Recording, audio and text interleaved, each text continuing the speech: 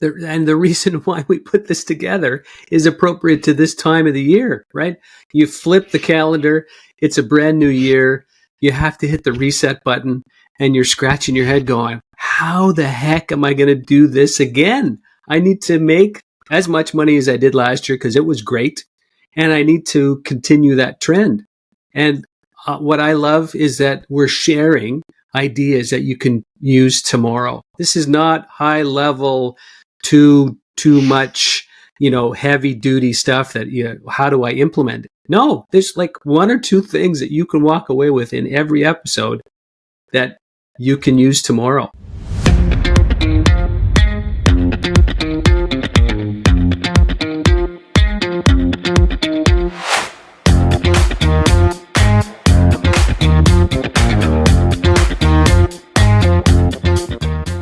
Welcome back to the Sales Problem Podcast. This is episode 8, and this is the greatest hits episode. I'm your host, Daniel Burns, and joining me is the greatest co-host of all time. He is the GOAT, Steve Comerford. Steve, how you feeling today? And tell our listeners the great news that we've got for this episode. Well, Daniel, I've never been called a goat before, but I'll take it from you. Put that in my pocket, save it for another day.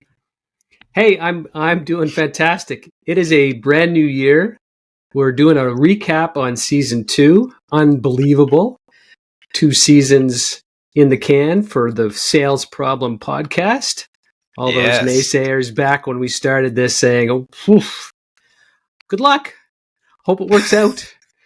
But I've enjoyed it. We've had a blast. We've had some great interviews and some awesome people on the show. So I'm thoroughly impressed and blessed that we've been able to experience that, meet a lot of new people, and gain a lot of new knowledge. And to your point around excitement, the Crank brothers and Crank Coffee are now part of the Sales Problem Podcast. That's pretty exciting. 2 guys that love coffee and 2 guys that love coffee, meaning the Crank Brothers and the Sales Problem Podcast guys, are now providing offers back out to our listeners. When you tune in and you add the Sales Problem 15 into your order for Crank Coffee, there's a little offer there for you. So really appreciate you listening. And there's something in there for you too. Should I get some of the samples of the Crank? Yeah, show them the sample box for anybody that's watching the podcast. Ooh, we have a Crank Coffee toque, which I needed a toque. Yeah. Here's a little gift box with Crank It Up and Morning Glory. Have you had the Morning Glory, Dan? I've got the Morning Glory right here, Steve. Nice. One of my favorites. Yeah, lots of choice, right? And then a nice little Crank Coffee mug. Pretty sweet. It is almost as good as the Sales Problem Podcast mug, which, by the way, really holds the coffee nice and hot through the day. Just a plug for the coffee mug that you got there, Dan. And then a Crank Coffee mug, which is pretty sweet. I gotta love it. Now there's 2 options for listeners. Love it. And just to jump in there, Steve, go ahead, jump. It's the Sales Problem 15. So when you go to buy Crank Coffee, you can now add the Sales Problem 15 for a 15% discount. So what's great about that, I was going to the store, leaving the house to get my coffee. Now I just go online, order it up, put in the code. I saved myself 15%, and I didn't even have to leave the house. There we go. Gotta love it. And what I find about this coffee, too, is it is nicely priced to begin with compared to all the other coffees out there. So nice. So, Dan, are we jumping into season 2? Steve. Yes? Let's go. Let's start cranking on this one. This is the greatest hits episode. And Steve, everybody loves Cole's Notes when you go back to school. Do you remember Cole's Notes? Yeah, I struggled with that one. I never like to read the books. I always got the Coles notes. So this episode reminds me of the hacks that we had back in school. You'd read the Coles notes, you get the general idea of the book, and that's kind of the same as the greatest hits episode. Is that we've got 7 episodes before this one. We get it. You don't want to go back and listen to 7 hours worth of podcast. You can just listen to this one and get the essence of every episode. We try to break it down, add a little bit of extra value. So here we go. Let's jump into it for you. Steve, I can't even believe we've got 20 episodes recorded. We're going into season 3. And like you said, we've had some fantastic guests on. Let's start with Alvin Brown, who kicked off our season. And Alvin, I mentioned, is a coach that I hired. And the time I spent with him, Steve, was such a great investment. And I just love where he's coming from when he talks about personal mastery. And that's a huge word, I think, for anybody that's just thinking about setting some goals for themselves. Maybe they're not focused on personal mastery.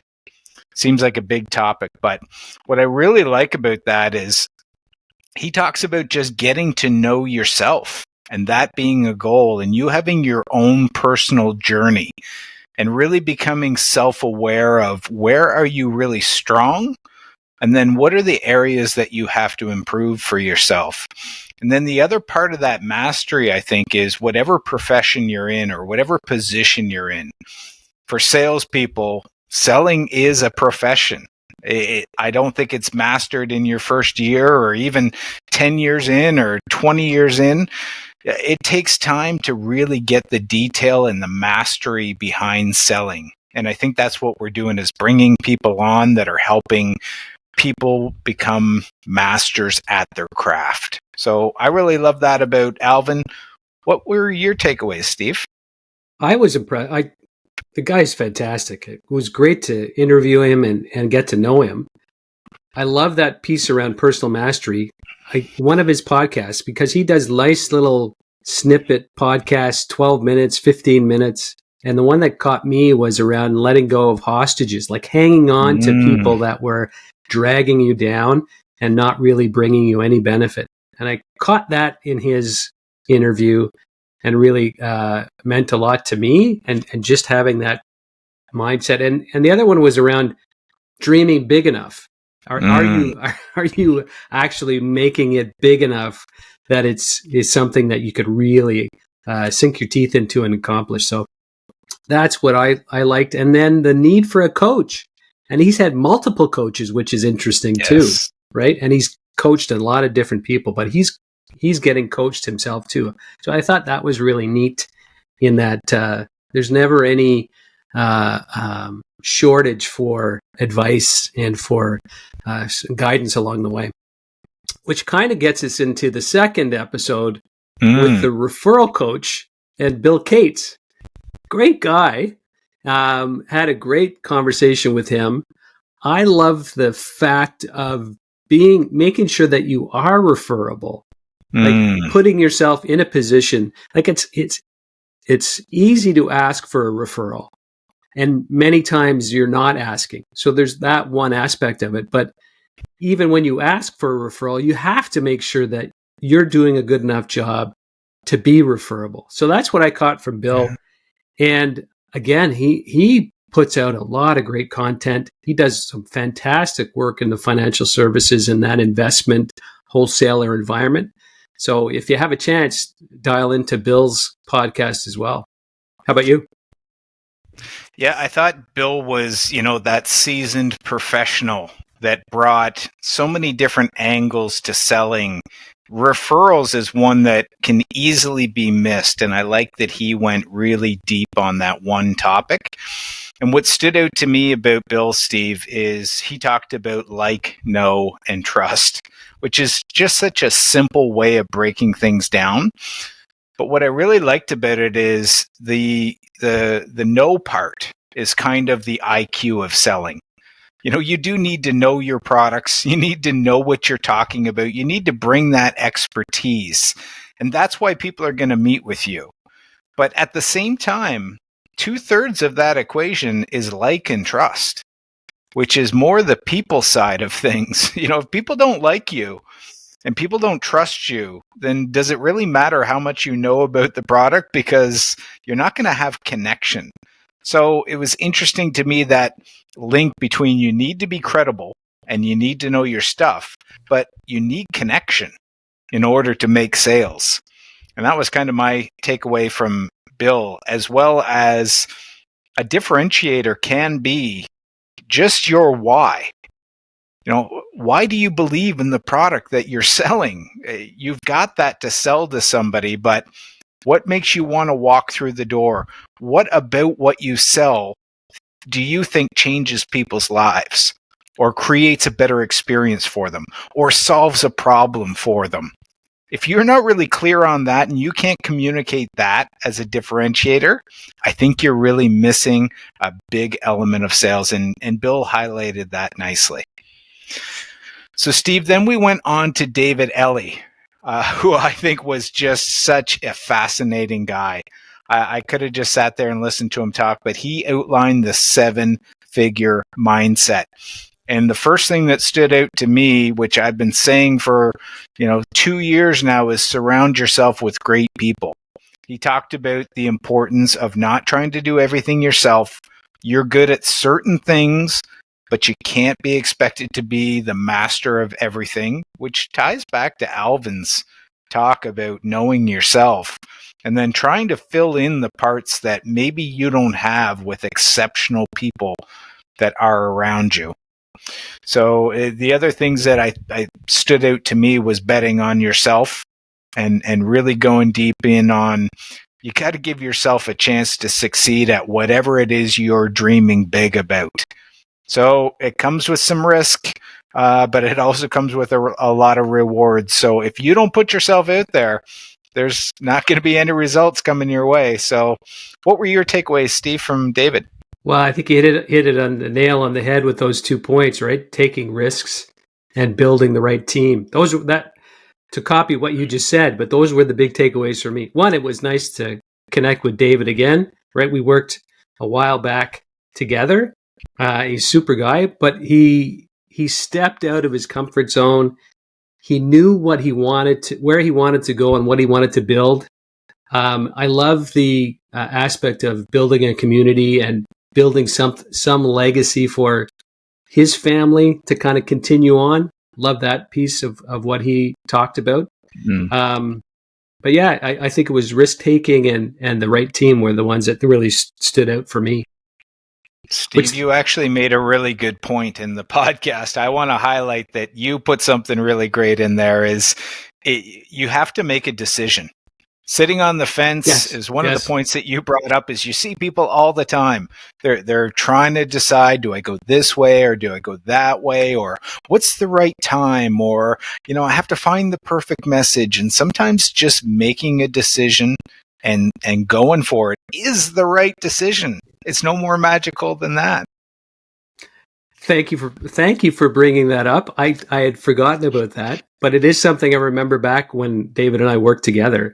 And some of the VPs that I work for is like, make the decision, don't look back, keep going forward, and then decide where things go from there. But too often you're looking backwards, going, well, maybe I shouldn't have done that, and maybe I should go back to that, and that's got to stop that one and keep going forward. Which then brings us to the phone lady, Mary Jane Copps. Did you enjoy that conversation? I really enjoyed that conversation. That was a lot of fun. Hold the phone. Yeah, she was fantastic. Again, what I captured in that one is being very intentional with your phone skills, right? Your entry to the client, to get the meeting, to get very specific on your intention when you call, and not be, floating around or asking about the weather or getting into, not very good conversations to then get to the point. Like, no. Here's the point.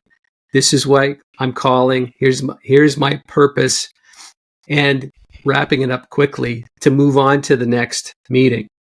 And I thought that was like, boom, right on the money. And then she buys into, or I buy into what she's selling in terms of the 1-2 punch, right? It has to be a combination of a email followed by a phone call, or the email saying that I'm going to call on Thursday, expect my call at 9:30, and here's the reasons why we should chat, right? Here's the question that I wanted to ask. So how about you? She's an East Coaster as well, so that was pretty unique. She is. We got to have the East Coasters on the podcast, Steve, and support our local people. I think so. Mary Jane Copps was amazing. And some of the things that stood out to me is one of the things I just get frustrated on is the thought of, I'll just send an email and that's good enough. Mm-hmm. And how come I didn't get a response to my email? And you mean I have to follow up? And if I follow up, you know what? I'll just send another email.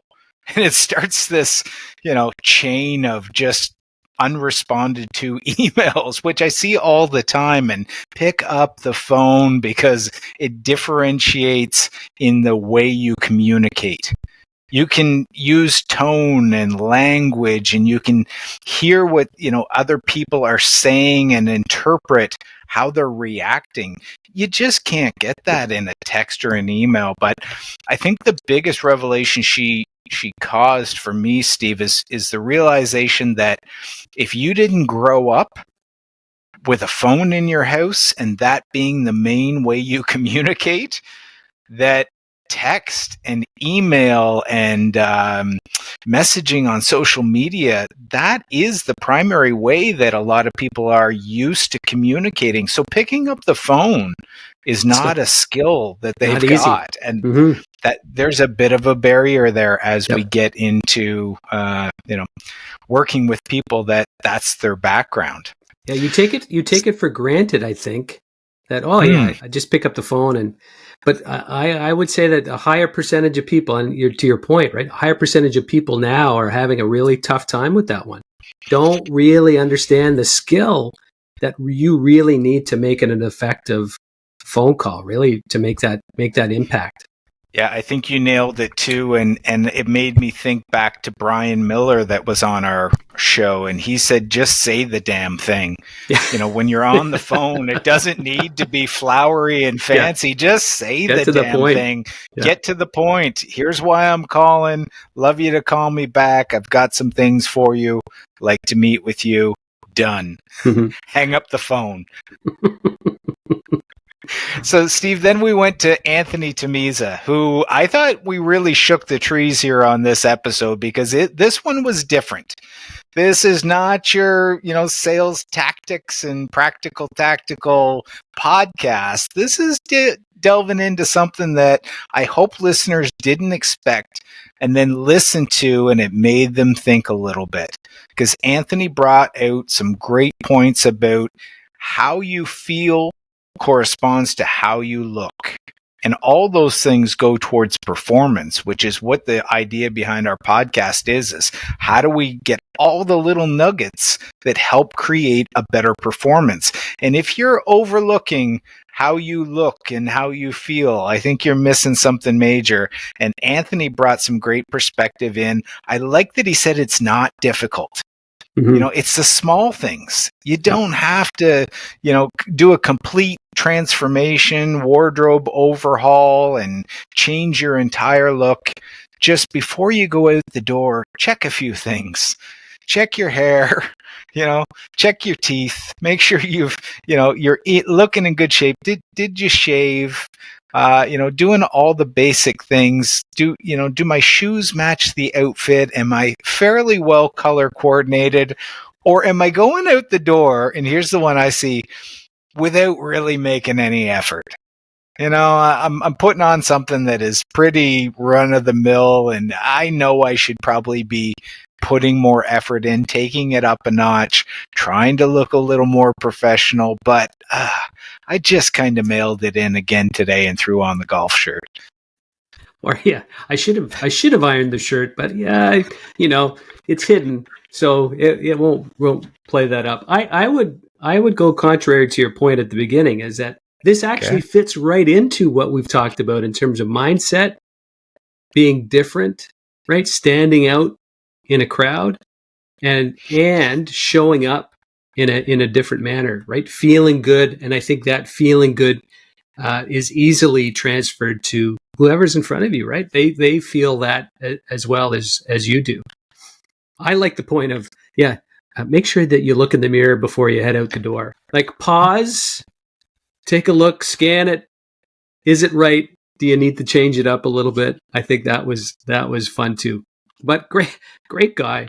Like if anybody's listening and you need some tips and advice, he's a great guy to reach out to. And I'm sure that he'd give you some very practical. And we talked about some practical ideas on people that don't have a lot of money or working on a budget. And he had some very good practical ideas to, again, stand out from the crowd, be a little different, feel confident, feel good about yourself. And I think that translates into, good relationships, easier meetings, and better conversations. Which gets to standing out in a crowd, gets on to Catherine Kerr and the warrior mindset. That was a high-paced, high-energy interview. Lots of good content in there in terms of how to change your game, how to, again, stand out from the rest of the pack and differentiate yourself, what you're selling, your product, your solutions that you bring to the table, and really, setting up yourself for success. I thought that looking at how you set up your meeting, the questions that you ask, the check-in with the client to make sure that you're on the right track. And I think one thing that she talked about was energy, the E in drive, and she was wanting to change that up a little bit. I think that's a component that often gets overlooked, and I think is something that you really need to, before you walk in the door on a meeting or a client interaction, is make sure that you've got that checked and making sure that you bring it to the show. How about you? Yeah, Catherine was a firecracker, Steve. We had a really courageous conversation with her. She just brought so much to the table. It's hard to kind of identify exactly what to focus on, but I think what came out of it for me is the warrior mindset is about putting yourself in uncomfortable situations. Good point. And the easiest thing is to do what we've done every day. And that is the default mode of probably 80% of the people listening. Everybody falls into that trap of just, okay, let's just kind of keep things moving. But when you put discomfort into your life, that's when you're going to get growth. Because if you're not challenging yourself, if you're not pushing yourself, you're not going to get that growth. And she had a great reminder of that. Then the other concept that I really took away is, if you're selling and you're going into an account, figuring out what is it that person needs. Do they have a need for the thing that I'm selling? Does it solve a problem in here? And trying to figure that out as quickly as possible. So if you're going into a sales call and you've got that interview and you're starting to talk to people, that is the first primary focus is, do we have a connection here to sell something, or should I just move on? And it comes down to asking the right questions to get that information and figuring out, do I have a sale here? Should I continue, or should I just go to the next door because this is not a fit? And that's qualifying. And it's so easy to forget to qualify people, but doing that also, I think, creates trust. Figuring out, I might not have something here to sell to you, and thinking not every single person is a perfect fit for what we're selling. There are some people that you should say, hey, I just don't think this is a fit, and I'm going to go. That honest approach. That brings us. I love that. It's a very honest approach, and I think it does get you credibility, right? To say, I don't think today is a good day. Maybe we'll connect later in the future, but thanks for your time. We'll catch up later, type of idea. And I think that goes a long way. That the other person on the other side will go, oh, that's different. You're not trying to sell me something. Maybe I'll connect later. So yeah. Which brings us to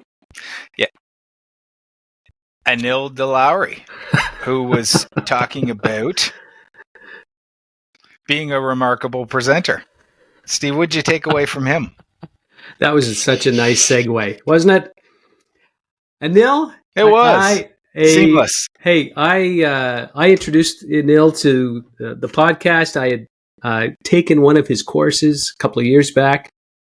I Yep. thought he delivers some fantastic stuff, and I already bought into his very simplistic, very tailored, very, you know, only a couple of notes on a presentation if you're doing one, and being very specific with what you are presenting. I love the point around knowing your audience. That one stood out for me. Is you have to do the homework and understand who you're presenting to and what is going to resonate with that crowd. And if there are different people in that meeting or in that presentation, what is their responsibility and how can you talk to those people to really get them engaged in the first, I think it was 12 minutes? You really have to capture their attention to then say, oh, yeah, maybe I'll listen to that guy or that girl for a couple extra minutes, because that sounds pretty good to me. And I think that's what stood out for me. Yeah, that first 90 seconds, I think if you grab attention, you've got people for another about 11 minutes, and then you've got to get something else in there because our attention spans are wired to need to know what's in it for me and why should I keep listening. And Neal brought so many great points up, Steve, and I enjoyed just listening to him through the interview. He is so smooth and he delivers the message. Yes. So if people listening to this, go listen to that episode and just note how consistent he is. Somebody who's truly mastered that ability to present just with the way that he keeps his tone very even. But the takeaway for me, because I love to speak too, Steve, is the power you get having all the buyers in one room and being able to stand in front of them, deliver a presentation, take them all the way through the journey of what your product is, how it fits for people, testimonies. They get to see all of that in front of all the buyers. And you're the person at the front of the room who's delivering a great message, making them feel good, taking them on a journey. That is so powerful as an opportunity versus going door to door and having one person at a time and coming into a company that has multiple decision makers and then trying to one by one get everybody bought into the same idea. I think that is, a real differentiator, getting everybody in and being able to wow them with a presentation. I think that cuts the sales time down significantly. So that was my takeaway. I would add too, knowing your audience, but whatever position you are in the organization, if you have a present, you are selling whatever you are providing, right? They're the buyers in the crowd, not necessarily, signing over money or buying something specific, but they're buying into whatever you're promoting, whatever you're trying to change within an organization.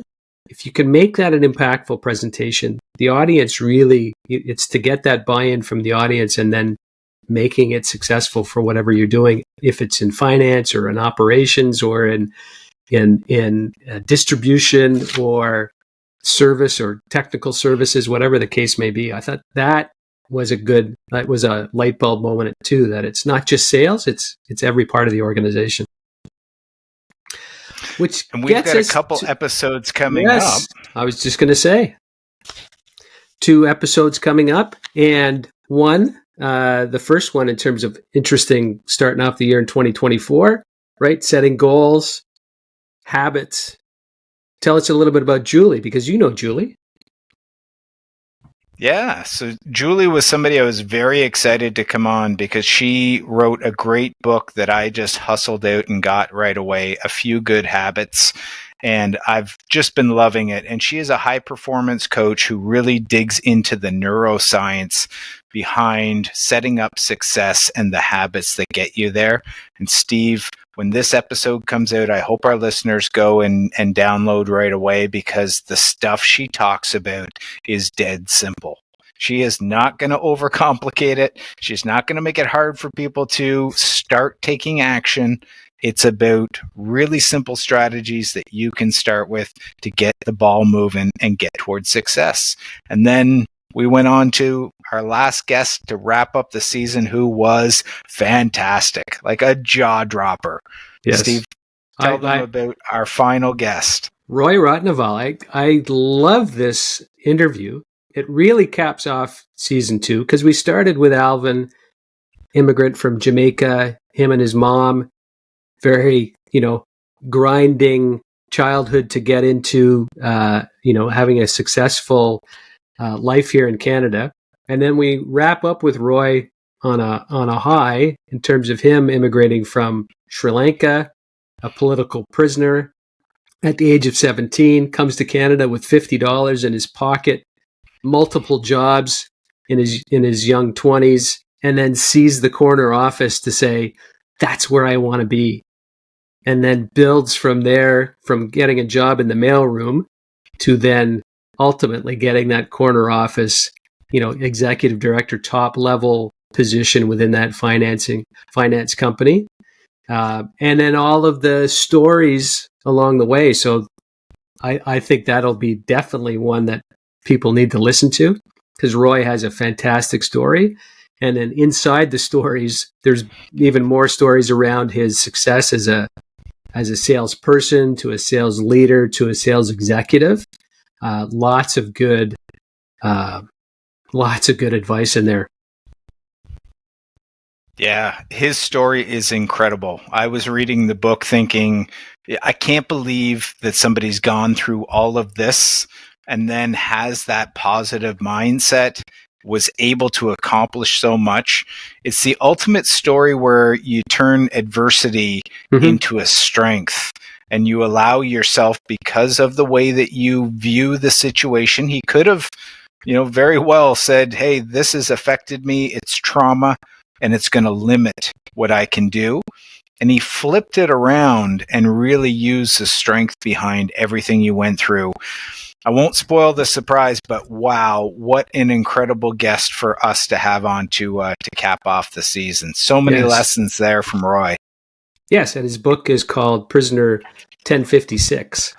If anybody wants to go out there and read it, it is a very good read. Both Dan and I finished it from cover to cover, and I think, to your point, let's not ruin the surprise. It will be a very good episode, and something to listen to over and over again, because again, there's lots of good advice in there. Steve, here's my takeaway on the entire season 2. Here's what it comes down to for me. You drop the mic moment? This is the drop the mic moment for me. It comes down to that why that we talked about. And if we apply that to this podcast, why are we going out and finding these people and spending our Saturdays recording things?